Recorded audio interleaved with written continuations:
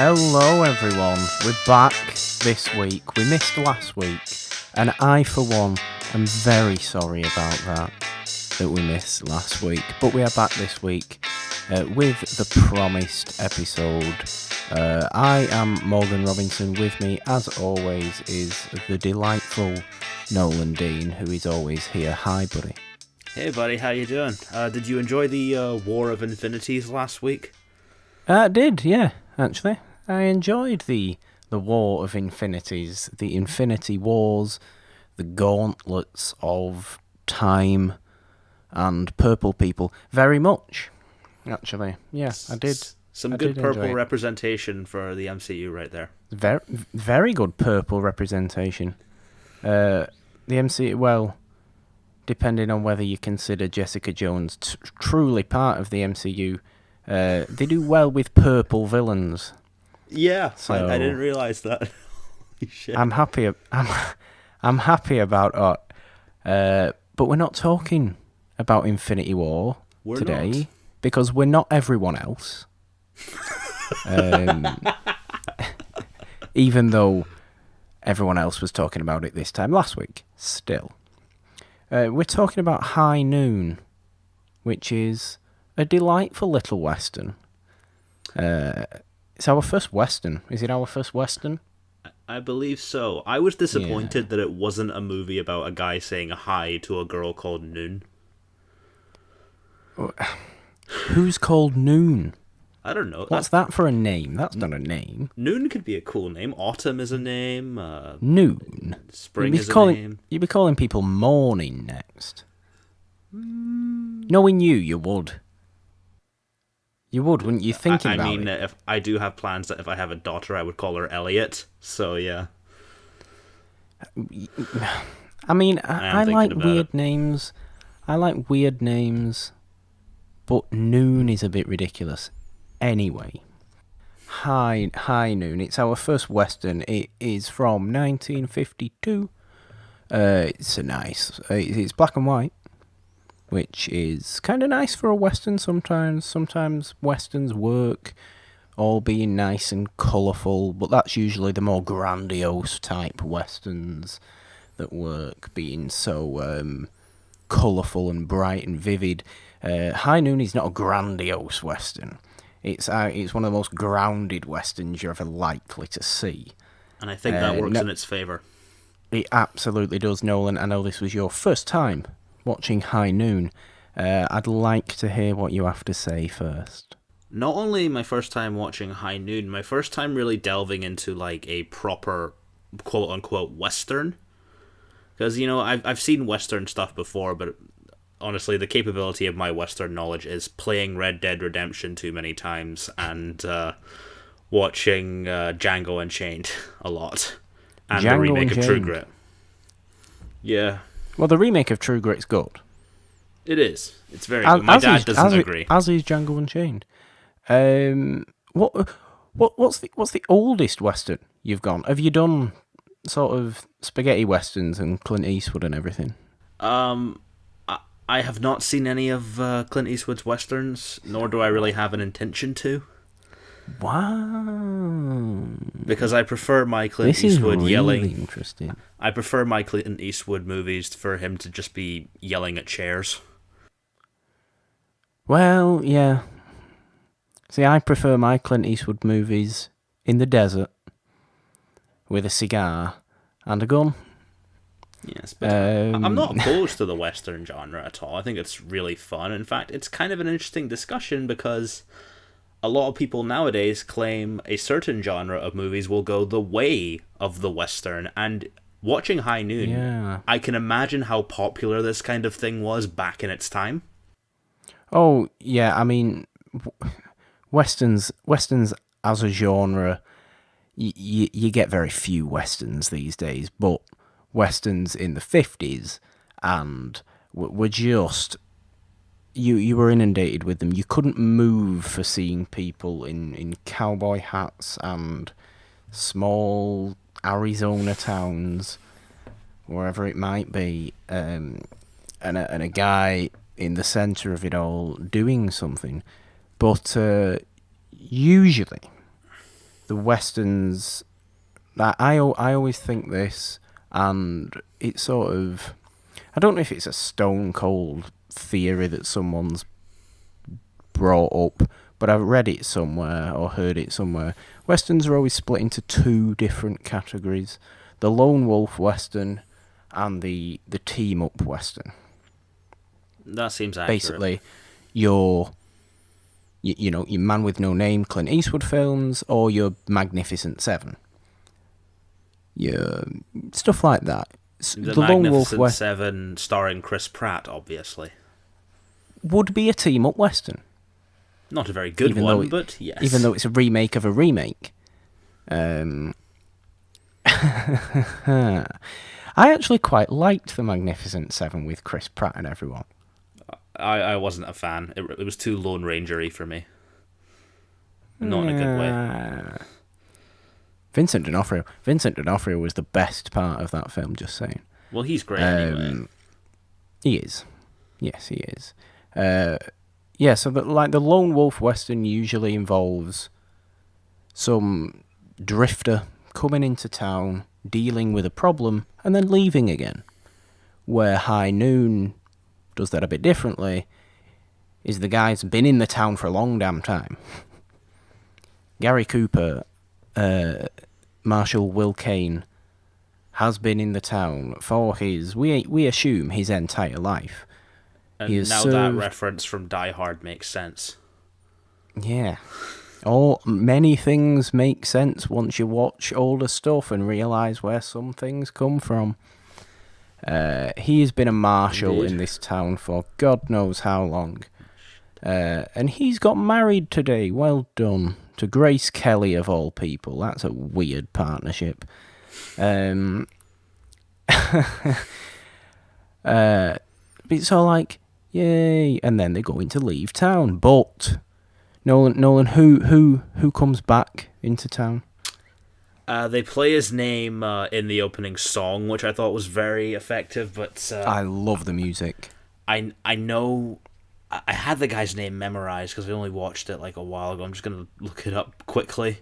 I know it was like a really obvious like bandit name. Frank Miller. Frank Miller, also the writer of Batman, right? Yeah. I find it very interesting that such a famed comic book writer was alive in the Old West. No, he's not the same Frank Miller. Let's make that clear to everyone. It's not that Frank Miller. It's just a criminal, okay? And he's coming back into town on the train at noon, funnily enough, to kill Will Kane, basically, because he was the dude that put him in prison in the first place. And that is literally the plot. It's a simple revenge story. It's like John Wick for the 50s. It's a very, very, very simple story, but its story is not where it shines necessarily. It's a simple story because it needs to be. Nolan, where does this film shine for you? Well, it's interesting to me that you brought up the different kinds of westerns, like the team-up and the one-on-one. This movie combines both of those kind of seamlessly, like the idea of getting all these people together to take down Mr. Frank Miller. I don't know why. Maybe they weren't fans of The Dark Knight Returns. But, and then you see him failing at doing that. And essentially it does become a lone wolf story. And, you know, your standard Western protagonist is usually like this tough as nails, like, oh, I'm going to kill you and spit on your corpse kind of guy. But I really felt the emotional connection for Will Kane in this, and that's rare, especially for a movie that's kind of meant to be parading itself on its machoism, that it shows the emotional core, and I was seeing this guy not so much as like a Western hero, but like as an actual character I could empathize with, and for a genre that I'm usually not a fan of for that reason, that was a great surprise.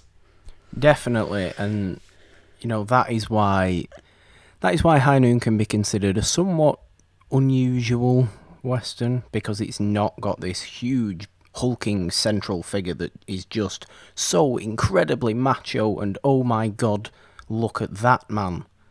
Will Kane's not like that. He's an older guy. He's a bit worn. He's An a everyman. he's an everyman, and you don't get everymen in westerns a lot. It kind of reminds me of like Roy Scheider and Jaws. Yeah, very similar. Very, very similar, actually. Yes, I like that. But yeah, I think it's fair to say that not in the most surface way, but this is a sort of man's man film. Not I'm not curious what you mean in by the that. same way that, say, a Schwarzenegger film is. But I think it deals with Okay, masculinity and certain sides of masculinity a lot.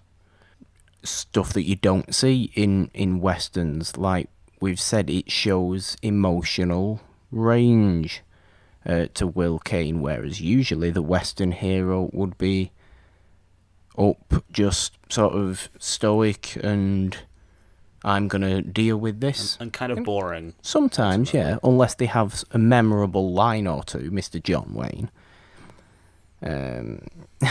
True.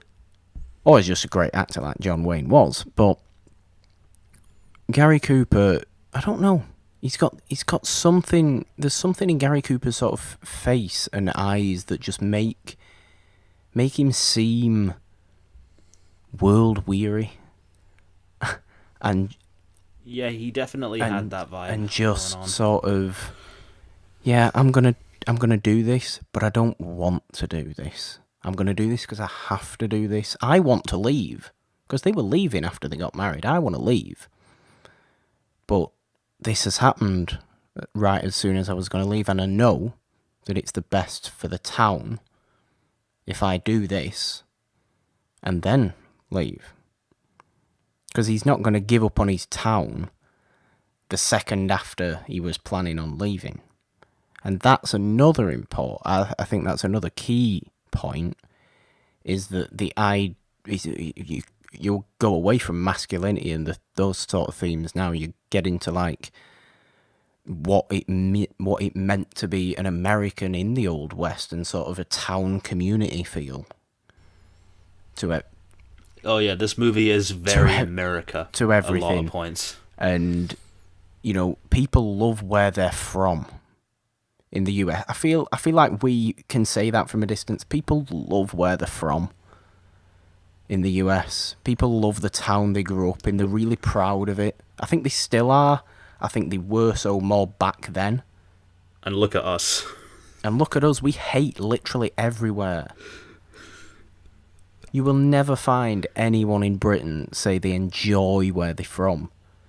They do secretly like it, but it's always just an unpleasant place. And that's not the case with traditional American. It's certainly not the case for Will Kane in High Noon. He loves that town, despite its flaws, despite the fact that its people won't help him in his one time of need. He loves that town, and he does it for the town, I think, more than he does it for himself.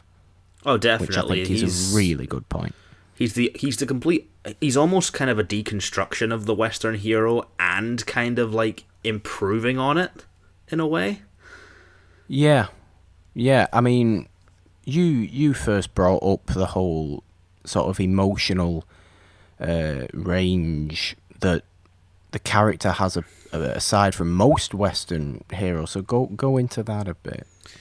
Well, as I understand it, like we've said before, Western heroes are usually quite stoic and don't show that much emotion because they have to appear as tough. Whereas with Gary Cooper in this movie, you can see he's trying to remain tough, but he's holding back so much of what he's feeling. And like, I think there's one scene, admittedly, where I think he comes out from a church and you see all these little kids running around saying, "Oh yeah, I'm gonna shoot Will Kane," and then this kid just looks up and then Will Kane's there, and you can just sort of see the fear in both of their eyes, like they know what's coming. And this Frank Miller guy, let's be honest, he's probably not like Thanos or something like that. He's not going to destroy the universe, but you can tell it's a very personal one-on-one kind of vendetta, and the way the town speaks of him makes him seem like that kind of threat. And yeah, definitely. And it's a great hero-villain relationship. Go ahead. That's all I want to say. Go ahead. It is. There's, I think, what I love as well about it, because it's such a short film. It's like 85 minutes long. It has no reason to have this many layers to it. But I think it just got layers. Go for it. Go for it. Go for it. Say it. The connection between High Noon and Shrek is here, and this is only 15 minutes, and we're already doing the Shrek references. Well, we've got it away early. I'm glad we've got it out of early, but the point stands. High Noon has a lot of layers, and Frank Miller, for a character that shows up for all of 5 minutes, has their relationship has so many layers. Not just the fact that, yeah, Will Kane is a marshal that arrested Frank Miller and put him away. Okay, that's one point. That's one reason why Frank Miller doesn't like Will Kane. The other, and the far more interesting one, is the whole situation with Mrs. Ramirez. Mm-hmm. Because, I love the fact that you are never outright said, but Mrs. Ramirez is basically Will Kane's deputy's wife, I think. Or they're in some sort of relationship. But we are led to believe that she used to have something with Will Kane, and that she used to also have something with Frank Miller back when he was in the town. Now, what I think about that is that basically she was with Frank first, and then she, because she says, there's a quote that she says about Will Kane. I think it's to Lloyd Bridges' character, Jeff Bridges' father, by the way. That makes a lot of sense considering the role Jeff Bridges played in True Grit. to Lloyd Bridges' character, and she basically calls him he's weak. He's a boy compared to Will Kane. Yeah. Because there's this level of maturity that Lloyd Bridges isn't, played off as some 18-year-old in this. He looks solidly around like 35. Wait, was he 18 at the time? No. I'm just saying, like, to call someone out on their lack of maturity, it's not as though Lloyd Bridges was. It's not as though the character was a young character. But she calls him out on, as soon as we hear that Frank Miller is coming back into town, and Lloyd Bridges, the deputy of Will Kane, wants absolutely nothing to do with it. And, it's clear from that whatever she previously had with Will Kane still somewhat means something. And you get little hints of that throughout, and I love that so much. But I just think that's another reason Frank Miller has his thing out for Will Kane, is that I would suggest that Will Kane stole Mrs. Ramirez from Frank, which is just another reason, another layer. Well, lovers' quarrels, I think, are pretty common in the Western genre anyway. Yeah, sometimes. I don't think that I can remember such a well played out one as the one you get here, though. Between, obviously, because it seems like all major characters are involved, and it's weird because it's a real subplot, but it's a subplot that fits in so beautifully to what's going on. That speaks a lot to the structure, I feel, because this movie, like, it's 85 minutes, it's a simple story, and there's a lot of character depth, but it all feels so tight, and I love that kind of storytelling. And let's talk about Mrs. Ramirez. Definitely, go ahead. What a freaking badass. Oh yeah, I know. And right? She doesn't even raise a gun or anything, and she is so freaking cool. She is literally arguably my favourite character in the whole thing. just because there's so much mystery to her that we don't get, and it's wonderful to sort of think about what has Mrs. Ramirez's life been like in this town before she eventually also leaves.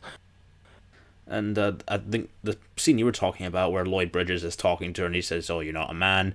And then she says, like, "You won't touch me." And he does, and she just full on slaps him.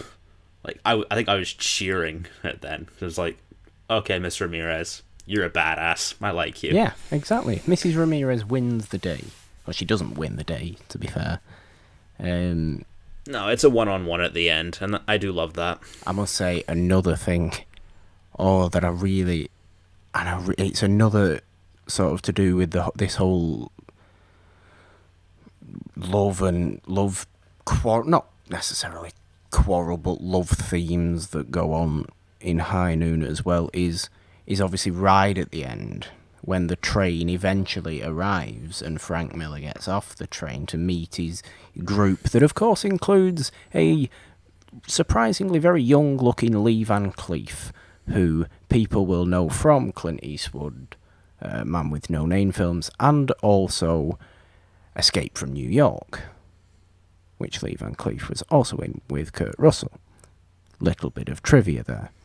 He's one of the cronies of Frank Miller. But yeah, aside from that, Frank Miller gets off the train. Who's getting on the train? Grace Kelly and Mrs. Ramirez. Because they're both leaving, because they both don't want to see anyone die. Nobody does. And is it bad that I only remember Grace Kelly from that really annoying Mika song from the mid-2000s? Yes. Yes, it is. Grace Kelly is a wonderful actress. This is why I'm glad you invited me to do this show. Grace Kelly, have we done... No, this is our first Grace Kelly film, actually, isn't it? I believe so, yeah. It was bound to happen. First Grace Kelly film as well. A lot of firsts in this episode. I forget what number this episode is, actually. Well. I just wanted to say, I love the fact that it is Grace Kelly who gets off the train when she starts hearing guns. You get that one shot of Mrs. Ramirez when she's just like, oh, maybe I should have actually got off. Oh, no, the train's going. But Grace Kelly's just like, no, I'm the one who's married to Will Kane. I'm going to get off the train. I know I didn't want him to die, but I can't let him. And I love that. And I also love the fact... And she shoots that dude. She does. She shoots the one dude. And Will Kane doesn't win if not for Grace Kelly. Which is great. Yeah, it's like it's a partnership. That at that stage is a partnership. Mrs. Ramirez has gone off. She's been her own little bit of a problem to everybody, even though she is wonderful. And the true American traditional, we are a married couple and we work as a partnership, actually works out. And it works. And obviously Frank Miller doesn't win. There's no tragic ending to it or anything? There's no No, Frank Miller... He is 6 feet under, as they would say. Certainly is. All thanks to Grace Kelly. Not necessarily Will Kane. And oh my god. Like, I know I'm going to let you talk plenty after this, I promise. I know I always go on about nonsense for far too long. But the ending is perfect. The final scene is absolutely perfect. Because like we've said, we've been on this for an hour and 20, and nobody wanted to help Will Kane. Nobody was willing to help Will Kane to save the town, either because some were friends with Frank Miller, some knew him, or they just didn't want to because they weren't up to it. They were cowardly, basically. But I love the fact that when Frank Miller is shot, they all come out then. They all decide to come out of the houses and the shops and everything to see what's going on. And Will Kane is having absolutely none of it. Rightly so, the bloody cowards. Rightly so. And he basically, I do love it, because he looks at them as if to say, oh, now you want to help. Right, fuck Okay, off, well, townspeople. it is literally that. Like, I was gonna leave. I've done this for the town. Now I'm gonna leave, and he gets that teenager to ride the carriage up for him and Grace Kelly to get on and leave, and then you get at the end. But the best thing is he throws his marshal's badge flat down on the ground, and it's just like, yeah, over. I'm done. I've done my job, and now I'm going. You can all deal without me now because you wouldn't help me.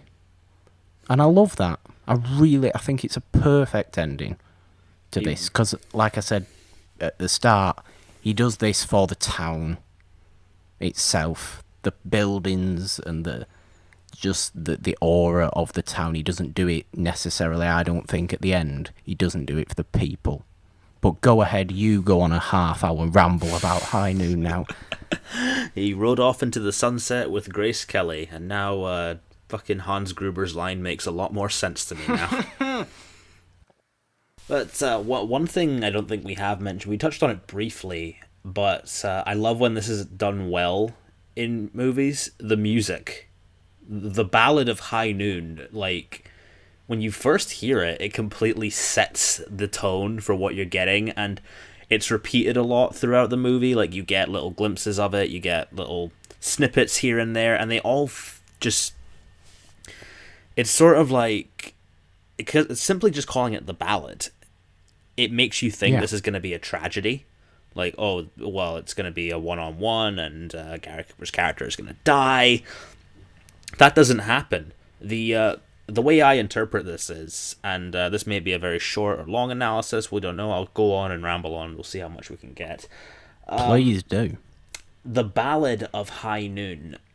Ballad to me suggests that it's sad, but also kind of bittersweet.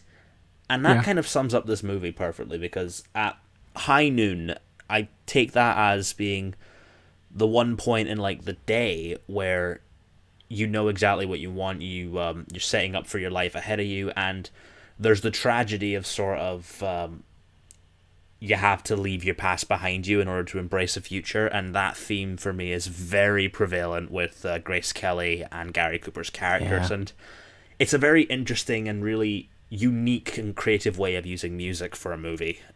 It's probably my favourite part of High Noon. Definitely, I love that point. Again, there's far more layers. Yes, the time at which the climax of the film takes place is high noon, the time of day, but you also bring up that point, and yeah, I'm with you right on the music. I think the music is absolutely wonderful. It's subtle in parts, but sometimes, like, when it needs to, it feels really sort of melancholy and just plods along. But then it can really start to ramp up when something really important starts to happen. And I don't know the name of the person who composed the music, but applause to them, because I believe I looked up the name right before we started. it is really just a lovely little score, and it's a score you notice as well. And I love it when you notice how well a score is working in comparison to what you are seeing on screen. And yeah, The Ballad of High Noon is a lovely title. What's the name? It is The Ballad of High Noon. It was composed by a man named Dmitri Tiomkin and lyricized by a dude named Ned Washington. There have been several recorded versions of it, a couple of covers of artists I've never heard of, but there you go.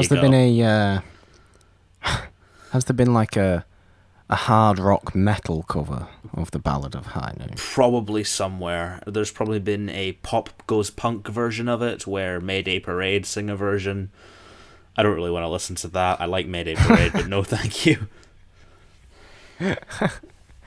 No, well done to him though, because yeah, I'm completely with you on the story, on the music, I should say, not the story. The story is very simple. It's simple but effective. It is simple but effective. Anything else you want to say? Just to save me taking over again. I can say one more thing and then you can go over again, because this movie's just so tight that there's not really much I can say to complain about it, and I've said most of the stuff that I can praise about it. But Yeah, you can't complain too much. I don't see how anybody could complain. I think it is such a well put together movie, and such a really well paced, quite enjoyable for how sort of occasionally just sort of what's the word? Not melancholy necessarily, but I guess that'll work. It is. I feel like you could rewatch High Noon a lot.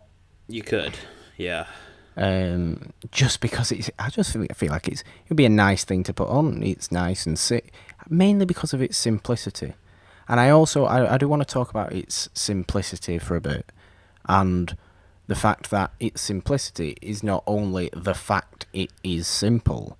I think it also works to what Will Kane himself is saying as the character.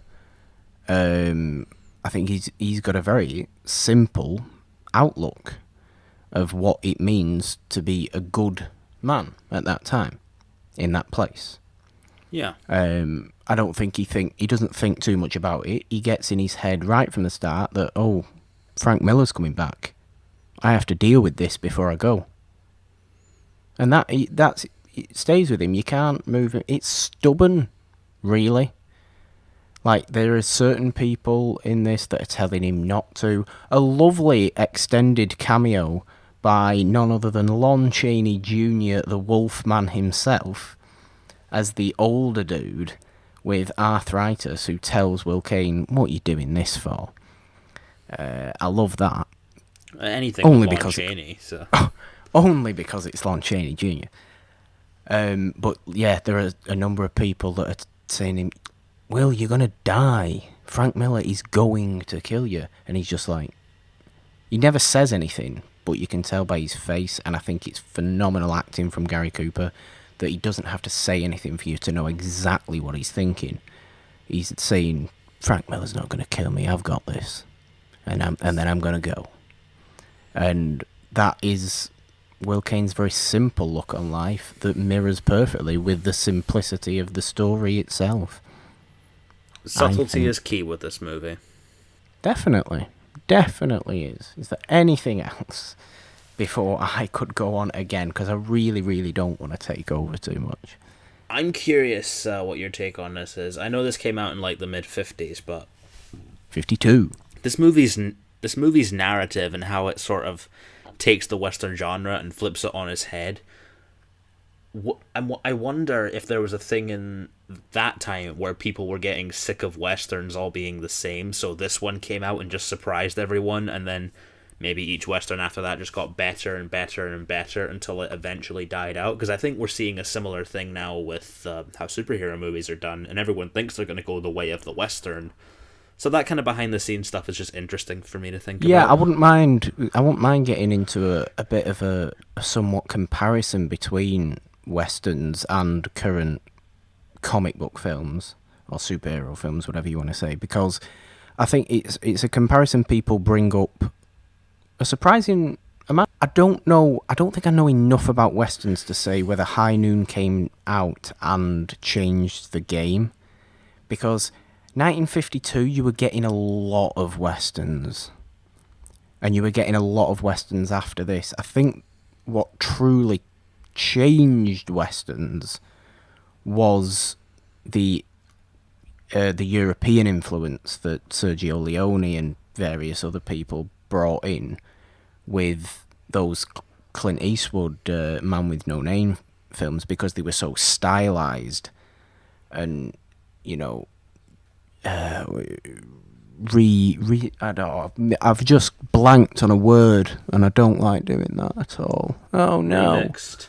Not remixed. It relies so much on things that aren't necessarily acting and story, and they're great, but it's camera work and the music that spaghetti westerns, European influenced westerns rely on so much. I think those were the true game changers of westerns in the obviously mid 60s. I think at this point you were still getting a lot of generic westerns. I just think this happened to be one that was just stuck in the middle. And generic stuff came after it, generic stuff came before it, but this just stands out because of its uniqueness. You could almost compare it to, oh God, I don't know. What could you compare this to? I don't know. In terms of superhero film, I would say Winter Soldier. But does that not feel... Yeah, okay, I like that. I do like that, actually. Screw it. We're going with that. But no, I'm not an expert on westerns by any stretch of the imagination.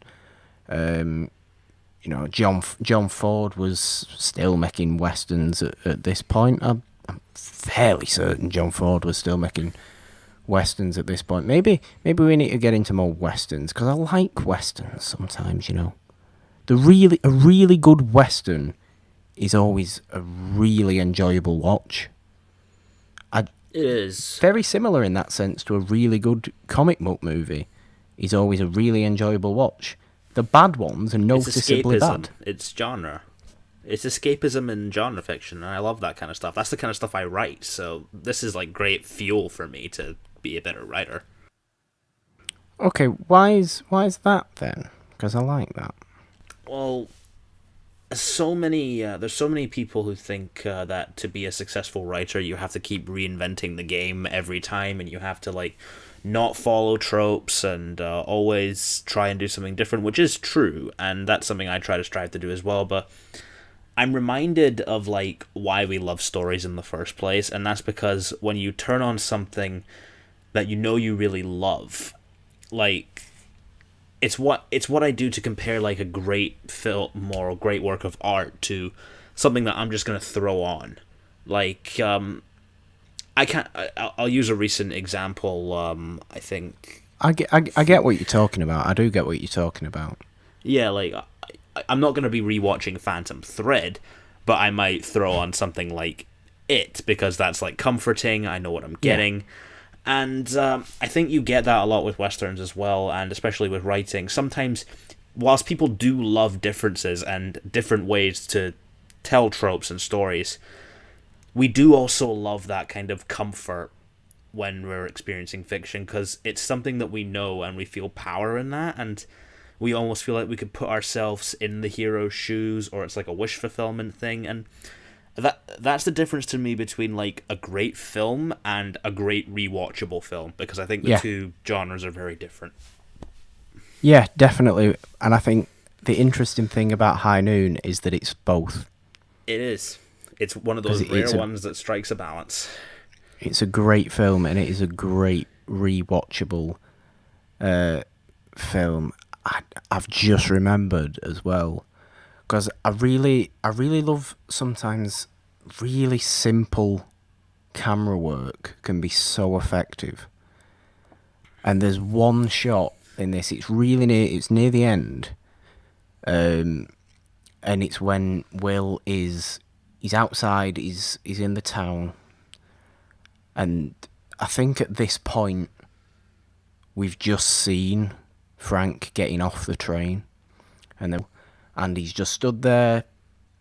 It's like a close up, a head and shoulder shot on him, and the camera just zooms out, and there's nobody there, and there's nobody there, and it zooms out, and there's nobody there, and he's on his own as this tiny little dot in the middle, just on his own, being the hero of the town needs, but not the one it deserves at that minute.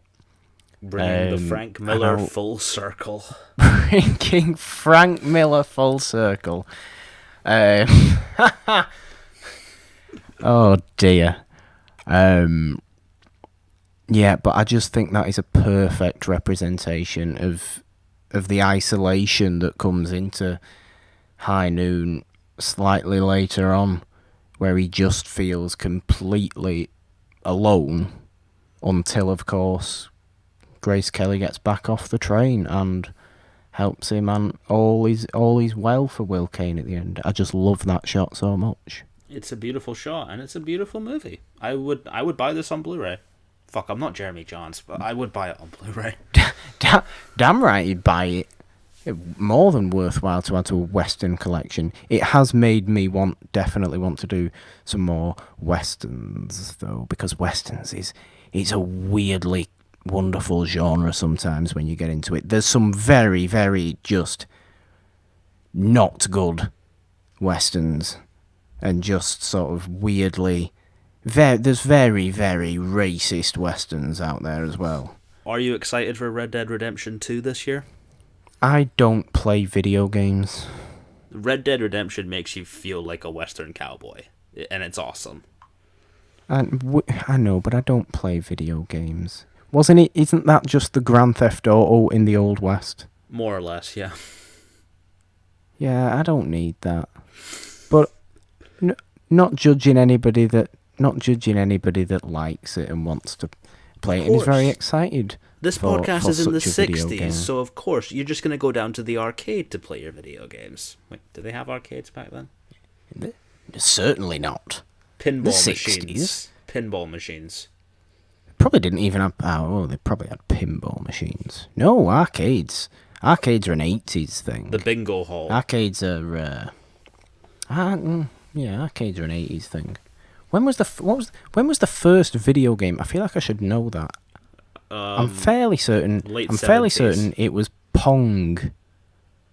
I think late 70s. Any gamers in the comments, let us know. I want to say that I'm fairly certain it was Pong, the weird tennis one with the white stripes. That sounds like a fact that Joe would know. But Joe would definitely know that. Joe, if you're listening, please comment when was the first video game, and if it was Pong or not, and if I've got that right.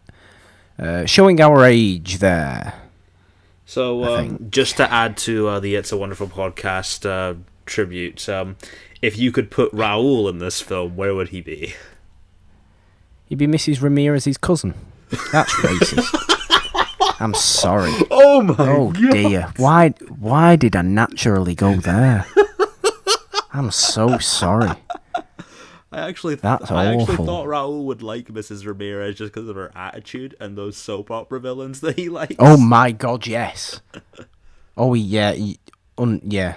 Raoul would actually love. Everyone loves Mrs. Ramirez. She's mysterious. She's badass. She's great if she does cause problems. We get into a little bit of a comparative superhero film discussion. I mean, the closest I could compare this to is Winter Soldier. Yeah, but I mean, like, you brought up that people say superhero films are going to go the way of the Western.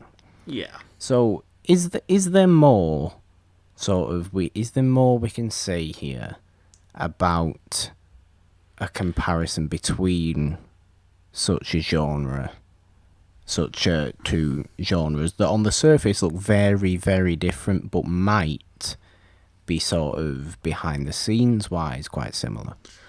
I think it'll be similar to, say, eating the same meal for 2 weeks straight and having nothing else. You'll eventually want something different, and I know that from first-hand experience because I'm a student. Mm-hmm. Yeah. I've been living off Campbell's soup for the past 2 weeks. I think if we were to put High Noon, let's contextualize this. If we were to put High Noon into the sort of... I think High Noon fits right into where we are right now with superhero films. We had loads of stuff before it. A lot of shit. Richard Donner's Superman can be like Stagecoach or something. John Wayne's first big thing. John Ford's first big film as well, I believe. 1939. I know that for a fact. That was Stagecoach. But we've gone on from then with that. We had a few good ones dotted around, but now we're really into every sort of. There's 48 superhero films a year, and that is what it was like in the 50s with westerns. So if we look at it like that, and I think the American western, I think, was taken over by the spaghetti westerns from Europe.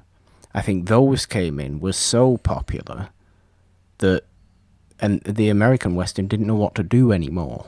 It was just like, we'll just make, oh no, we just can't lost do our anything. funding. We can't do anything again. And that, if the superhero genre is to go the way of the western, that might be how it goes. You'll get comic book movies with a bit, just that are not necessarily from a different country, but they'll all be of a same, slightly noticeably different style. Maybe a bit more grittier and a bit more dirty and a bit more stylized. Although you might not, because there was nothing like the MCU of Western days. There's just nothing like that. So on that level, it's a poor comparison. But the American Western started to die once the European Westerns came in. And then you just got the odd sparing Western that was good every now and again. You still got Clint Eastwood making fine Westerns, and then Westerns changed a bit in like the 80s and became a bit weirder. But they weren't every week being released like they were in the 50s. And sometimes it feels like every week now a new superhero film is being released. Near enough is at the minute. Deadpool 2 I is think coming out next week. Yeah, near enough is every week these in this next month or so. As long as I get my Kraven the Hunter Spider-Man movie, I don't care. Well, look, you can have that all you want. I don't care so much about who the next Spider-Man villain is. Just as long as, of course, your beard looks like Kraven the Hunter. Peter Parker. My beard looks like Thor, and I'll have nobody say any different. I'm on a real Thor hype at the minute. I'm on a serious Thor hype. He has a man crush. He's finally given in. Raoul will be happy. I've had plenty of man crushes. Thorgan will now become the new Norgan, thank fuck. Well, that's already a thing. That is already a thing. Not even made by me. You know who you are who's made that. Janine, our friend from the Shroom. But yeah, I think it's a possibility that if certain over-stylized, overly gritty superhero, for example, if all of a sudden we got 7 versions, 7 very different but very similar feeling, like Logan, films like Logan, right? Yeah. Nobody would want to go and watch another Guardians film, because people just love these ones now, and nobody cares about that anymore. That is the best sort of weird little comparison I can make between there. But no, there was never a Western cinematic universe, so unless you count the Man with No Name trilogy, of course. Happen. So maybe it won't happen. I mean, I know some people hope it happens, because those people don't like fun. That's what you have Westworld for. Westworld, there you go, sci-fi Western. They could combine the Western with other genre. I'd like to see a fantasy Western sometime in the future. Army of Darkness. Yeah. Army of Darkness actually, fantasy. Yeah. I mean, it's a lone wolf film. That's kind of a perfect thing. And Army of Darkness is my favorite Evil Dead movie. It's a lone wolf film set in fantasy. It's not a Western, but he's got a gun. And he's on his own. Well done, Ash. Speaking of Ash, oh my god, no. We don't get in any more. And why has this turned into a crying of Ash versus Evil Dead now? But it has done. I think we've You got a finished. solid 3 seasons. We did get a solid 3 seasons of Ash versus Evil Dead. That's quite true. And I'm The very last thing you would thankful want of is that. to get sick of Ash versus Evil Dead, you know? I'm very thankful of that, and I was very happy that I got to every week recap this season of Ash vs. Evil Dead for Ready Steady Cut, which is a lovely little website that I do stuff for. Little plug there. No shame in that. But Nolan, anything else you wanna say before we start to wrap up on High Noon, on Western's weird comparisons to superhero films, or on Evil Dead, because apparently we're now talking about that. Well, final thoughts. There's some great superhero films, there's some great westerns, and there's great Evil Dead movies. High Noon is a great western. Winter Soldier is a great superhero film, and Army of Darkness is a great Evil Dead movie. My final thoughts. Don't be put off by the western genre, even if it's like an older movie. High Noon is really unique and inventive, and this is coming from someone who didn't really care for the western genre all that much. And if I can like it, so can you, commenter with beard who refuses to watch it. I don't know what your name Commenter is. with beard? I don't Is that know. an Probably insult? a neckbeard guy. It's probably Jeremy Griggs. Well, there's one less listener we've got. Trust me, you don't want him on this. That's just been cruel. Roasted, son. Yeah. Maybe. I know we have. I don't know if we spoke about it on the show before, but we spoke about doing sort of genre-specific months where all shows for a month would be a certain genre. Maybe we should do westerns as one of that, and maybe do That it would be good for somewhat summer. soon. For summer, that would work. I think we should do westerns for something like that, and not pick some obvious westerns either. I mean, obviously we alternate which ones we choose anyway. Or we could have our audience pick them. Or we could do that, which is a very good idea. Nolan, I'm going to entrust you to put the poll out on that. Not now, Not but now, at some but it will point. happen. At some point, I'm going to entrust you to put the poll out on that. But that looks like we have got to about the end of our discussion on High Noon. I hope you enjoyed this episode. I think Nolan hopes you enjoyed this episode as well. But I do. before he says anything, it's of course his choice next week. I wonder, because he's already told... he already gave me a clue, and I guessed it straight away, because I'm good. Oh, Like great. that. Now I have to get angry. Nolan, what have you picked for the next episode? I'm actually really excited about this, by the way. There was a really shitty trailer that came out yesterday, as of this going up. Unless you're listening on bad- Saturday. What if you're Unless listening on you Saturday or Sunday or Monday? It came out recently. That's Came all out you on need to know. And Thursday, it's the coming 3rd of May. It's coming out, and I don't like it. There's a new Robin Hood film coming out, starring Taron Egerton, an actor I like. But for some reason, they decided to turn him into the fucking Green Arrow. So I want to go back to the best Robin Hood film, and no, I'm not talking about that monstrosity where he's a fucking fox, because that makes zero sense. Monstrosity? I don't like that movie at all. Offended? Gasp. Well, it's not a 60s film anyway, so we couldn't talk about it. Oh, but, that's true. 1973 Disney's Robin Hood. Sadly doesn't make our cut. But we will be talking about The Adventures of Robin Hood, starring Mr. Errol Flynn. I want to say The 1938. only choice for Robin Hood. I want to say 38. Is it 38? I believe it was close to that, yes. I love release dates. I love release dates so much. Sorry. We've done a horror, we've done a western, we've done a psychological thriller. Now we're going into the adventure. A true adventure film as well. Oh yeah. A true adventure film with beautiful Technicolor, and ooh, we love Technicolor.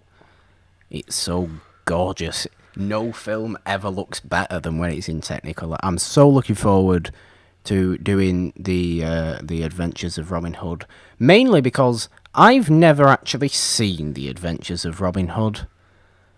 I only saw it once when I was younger, and I just want to remind myself that you don't have to watch these shitty Robin Hood remakes to get your feel for the character. You can go back and watch what the character is supposed to represent. He's not a fucking superhero. Do you know what? No one made it into the Mustache Hall of Fame this week. That's sad. I feel like Errol Flynn's going to make it into the Mustache Hall of Fame. I mean, if we're talking, like, costume design already, Errol Flynn's winning. He looks like a grown-up Peter Pan. Yes, he does. Look, I'm really excited to talk about that. Look out for that next And it week. also stars a Mr. Claude Rains, who I love in The Invisible Oh, yes, Man. Claude Rains. Does it really? Yeah, he plays That's Prince great. Oh, that's going to be good. Claude Rains as a lion, but he's not really a lion. He's actually a human. John. Please don't bring up that movie in front of me. What is wrong with you? Why don't you like Disney's Robin Hood? Because I like the original Robin Hood story, and you know what I'm like with adaptations. What about Robin Hood, Prince of Thieves? I haven't seen it. I refuse to watch What about Robin Hood, Men in Tights? That sounds like a porn parody. No, that's the weird spoof one with Carrie Elways. I'll stick to watching Carrie Elwes and Princess Bride. What about? Do not say the Russell Crowe version. Yes, I was going to say the Russell Crowe version. I was thinking who it was then. It was. What about? Okay, what about the weird little scenes in that one Blackadder special where Rick Mayall plays Robin Hood? Those are fun. Though, yeah, we'll deal with those ones. No other Robin Hood apart from Errol Flynn. Look, I'm just excited to talk about this, and hopefully we're gonna get into some sort of argument as to why Disney's Robin Hood is great and why you hate it so much for some reason. But Nolan, I don't hate it. It's a poor adaptation. Nolan, please plug away. Please plug away. Well, on my Twitter, @NolanDean27, there's something that happened that I've been bragging about for a week, and I'm pretty sure everyone wants me to shut up about it, but I refuse to. I entered my book Moonflower into DV Pit, which is a Twitter pitch contest for diverse writers, obviously coming from the queer community, and having that in my story Moonflower. I pitched it, and it's gotten some agent attention. There is an agent from New York currently reading my book, so this is big. I'm nervous as hell. But, I mean, I could be a published author pretty soon. This is big, and we're all incredibly proud. You know that. And so, please, if you haven't already, give the guy sadly at the minute still on the other side of the screen and not next to me, which might change soon. Which I'm going to talk to you about after we finish recording. Yes, do that. Give him some love, because if this thing happens, this has been a labour of love, and hell, I might buy a YA novel. It's a middle grade novel, but thank you. Oh, well, whatever weird subgenre things are, I don't know. It's about young people, and I don't read those kind of things, but I will for you, okay? Thanks, buddy. What am I doing at the minute? I'm just, as usual... Doing more stories. As usual, I'm doing the ghost stories. I'm reading the ghost stories. I have bought a hell of a load more ghost story books to read out of. And, you've got Lovecraft in there. There'll be more from E.F. Benson, more from M.R. James, Henry James, Sheridan Le Fanu. There's a couple from other people as well. I've got a lot of Lovecraft actually coming up soon. A lot of Lovecraft. I know people love Lovecraft. I love Lovecraft. And I've not read any of him yet for the series. So you sent me a picture of all the books you bought, and I was very proud. There's a lot of them. Yeah, there's a lot of them. Got them all for cheap as well, which is always nice. You go to Salvation Army? No, they just happen to be cheap books. There you go. She's very nice. I went really high there for a minute. But, You're yeah. like Shaggy. So I'm just doing that. You can find all them on the Purple Dawn YouTube channel. If you are listening to this on YouTube, it's one of the featured channels on this channel. If you are audio only, search Purple Dawn Ghost Stories on YouTube. You'll find it immediately. And it's all there. Follow me on Twitter at the Purple Dawn with a 3 instead of the E in the, because Patrice Evra. Follow the podcast at It's a Wonderful One to see all the polls that will be going up for specific genre months, you know, Which will be fun. Which will be really fun. So I love that. Nolan, where can anyone who's nice enough to listen to this find you? They can find me at NolanDean27 or on my YouTube channel, where I think tomorrow I'm going to be posting a review of a book I finished today, which is another book I think you should go buy. Children of Blood and Bone by Tomi Adeyemi. It's freaking great. Like, I haven't loved a book this much in ages, and I think everybody should read it. Cool. I'm sorry, that was a bit harsh. That was just... Anyway, that is it for episode, I can't remember, 12?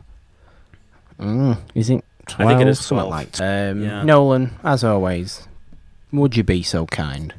And that wraps us up on High Noon. Join us next week for an adventure with Mr. Robin Hood. And until next time, guys, goodbye. Wasn't that just a lovely outro that he gave us there? Bye, guys.